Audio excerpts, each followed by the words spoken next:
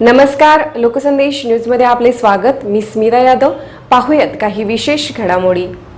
खासदार संजय काका पाटील यांची प्रभागनिहाय आढावा बैठकीला आजपासून सुरुवात झाली आहे। महापालिका क्षेत्रात पुढील 10 दिवस खासदार संजय काका पाटील आढावा बैठका घेऊन नागरिकांशी संवाद साधणार आहेत। आज या संपर्क अभियानाची सुरुवात सांगलीतील प्रभाग क्रमांक 14 मधून करण्यात आली।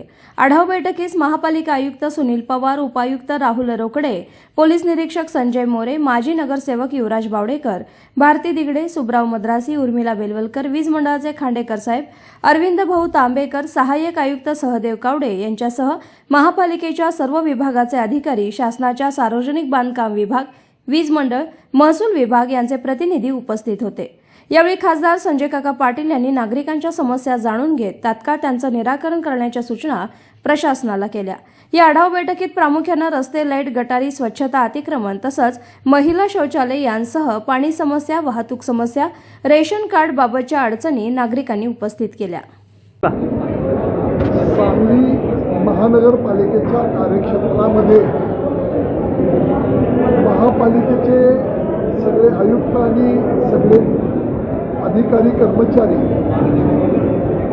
पोलीस खातं, महसूल खातं, MSCB अशा सगळ्यांना बरोबर घेऊन आम्ही आयुक्तांच्या दृष्टिकोनातून बरोबर घेऊन हा कार्यक्रम आयोजित करतोय, ज्याच्यामध्ये लोकांच्या समस्या महापालिकेच्या असतील किंवा इतर विभागाच्या असतील त्या समस्या समजून घेऊन त्यावर लवकरात लवकर सोडवणूक करण्याच्या भूमिकेतून या कार्यक्रमाचं आयोजन केलंय। काही ठिकाणी काही समस्या आहेत, काही ठिकाणी झालेल्या कामकाजाच्या बाबतीमध्ये लोकांनी समाधान व्यक्त केलंय, तेव्हा अशा समस्या सोडवण्यासाठी आणि जी चांगली कामं झाली आहेत त्याच्या बाबतीमध्ये निश्चितपणानं त्यांना शाबासकी देण्यासाठी या भूमिका आम्ही या कार्यक्रमाच्या निमित्तानं करतोय। हे प्रश्न नागरिकांनी प्रत्येक प्रभागामध्ये आम्ही जाऊन 2-2.5 तास त्या लोकांशी संवाद साधतोय, तेव्हा असलेले प्रश्न, असलेल्या समस्या, असणाऱ्या अडचणी या सांगाव्या यासाठी आम्ही प्रभागामध्ये या अधिकाऱ्यांच्या सभेत दौरा करायला लागलेला आहे। आजपासून त्याची सुरुवात झाली।